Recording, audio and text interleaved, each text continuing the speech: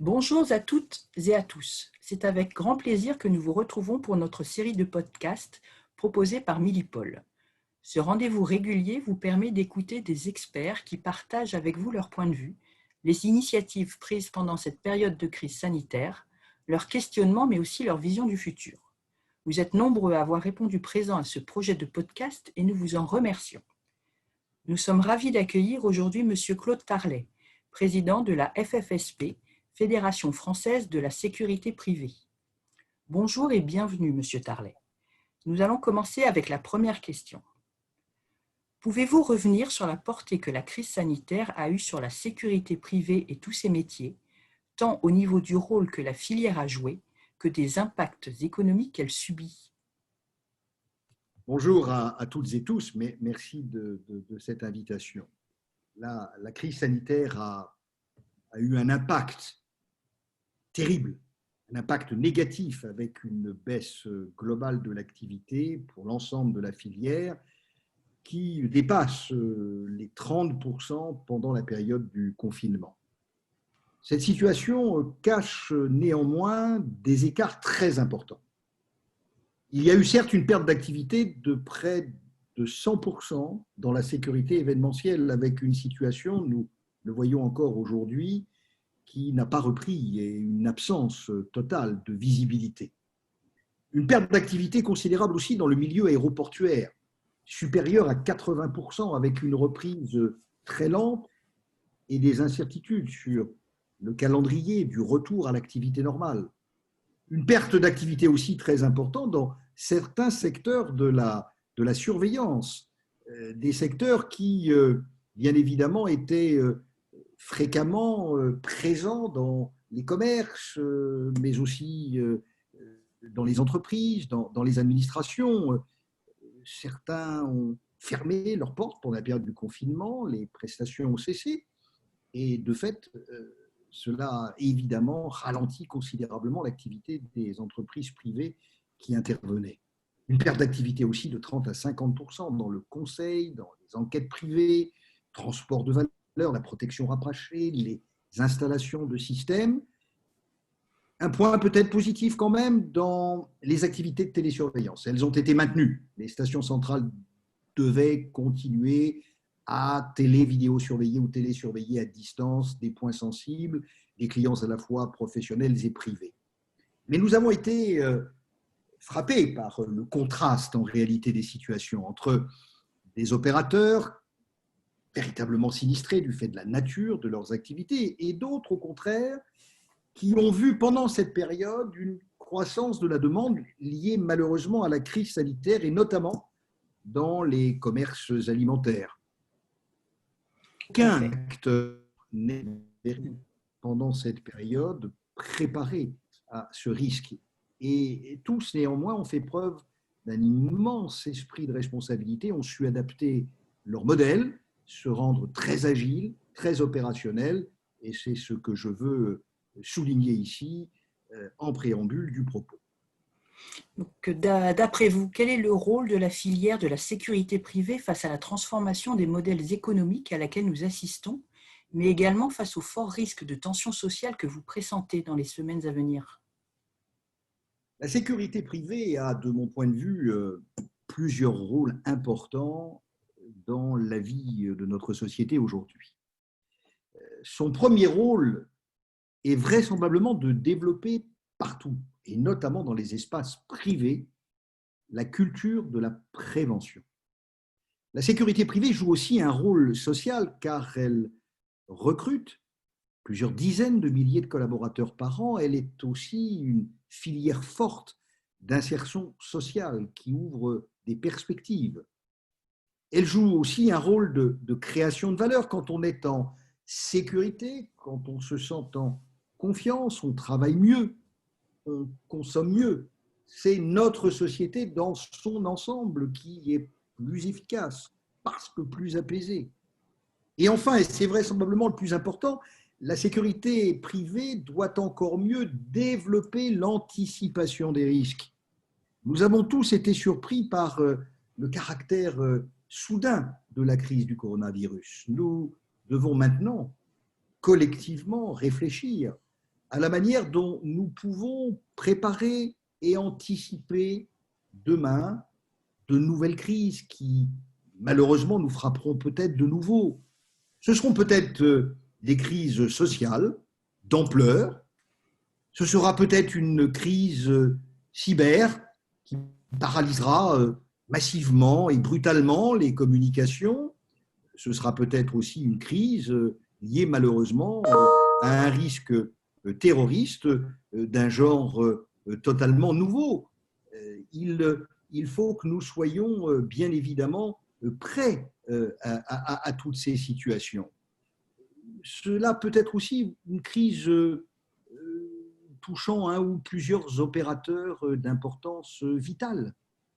Une crise peut-être météorologique ou liée à l'environnement. Bref, face à cette crise sanitaire, ceux qui avaient constitué, nous l'avons vu, un stock de précautions de masques ont été plus sereins dans une situation qui était totalement incertaine. Et c'est cette logique d'anticipation et quelque part de stratégie de résilience que nous devons contribuer à diffuser dans le pays. Nous devons donc, parce que nous sommes une filière d'avenir, nous préparer à la fois dans nos mentalités et dans nos pratiques opérationnelles à servir nos clients, car ce sont eux qui forment l'essentiel de ce que nous devons préserver dans les situations les plus dégradées, car c'est là qu'ils ont, nous l'avons vu avec cette crise, le plus fortement besoin de nous. Et nous devons aussi aider nos clients à se préparer au pire, c'est-à-dire à des situations inédites pour lesquelles le concours de cette filière de la sécurité privée est essentiel. Voilà quel est mon sentiment sur le rôle que doit jouer aujourd'hui et demain la sécurité privée dans la société française. Très bien. Donc, c'était la phrase ma question suivante, en fait. Quelle place doivent occuper les entrepreneurs vraiment de la sécurité privée dans la société de demain? Mon propos va compléter ce que je viens de dire Oui. et votre question prolonge en réalité ce que je vais essayer de partager avec vous. Les entrepreneurs de sécurité privée doivent surtout développer un sentiment collectif d'appartenance à une filière commune. C'est ce que nous portons tous les jours au niveau de la Fédération française.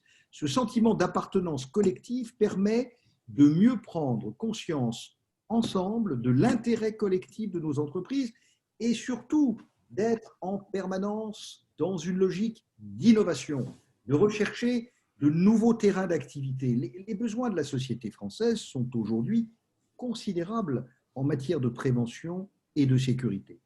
Il faut donc que nous soyons plus que jamais profondément entrepreneurs de sécurité privée. Il faut d'identifier là où nous pouvons lui apporter un véritable service. Avec quel modèle économique? Parce qu'il se transforme. Avec quels opérateurs? Parce qu'ils évoluent.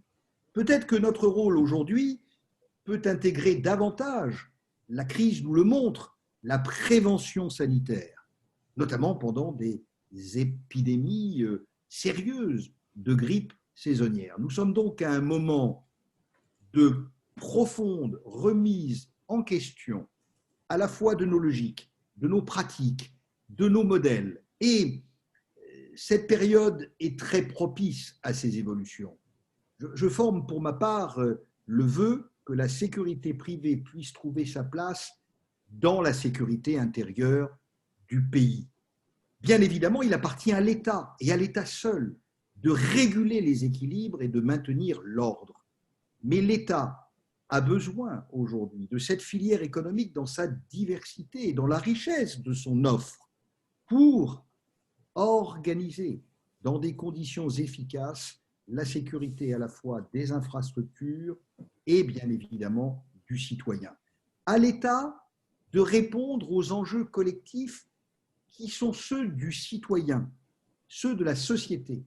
À la filière de la sécurité privée de répondre aux enjeux et aux besoins de ses clients.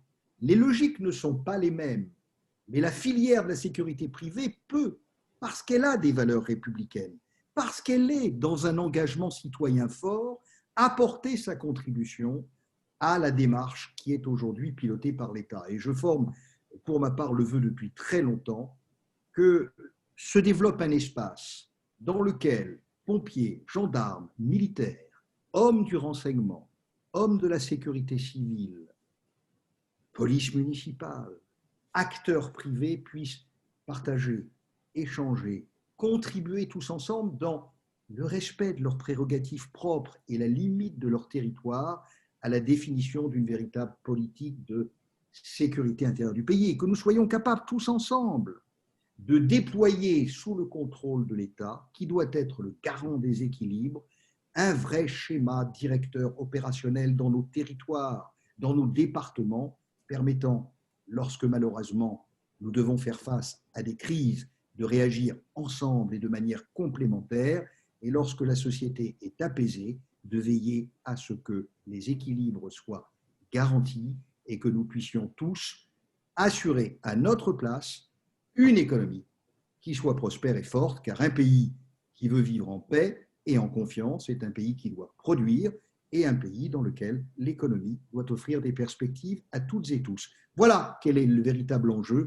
Il est politique, il est essentiel, mais la sécurité privée doit suivre ce chemin si elle veut demain être un acteur responsable dans la sécurité globale de notre pays.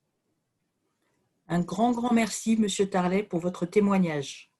Vous pouvez retrouver l'ensemble de nos podcasts sur notre chaîne YouTube, ainsi que sur le site web de Milipol Paris, www.milipol.com, dont la prochaine édition se tiendra du 19 au 22 octobre 2021. Nous vous donnons d'ores et déjà rendez-vous la semaine prochaine. Bonne rentrée!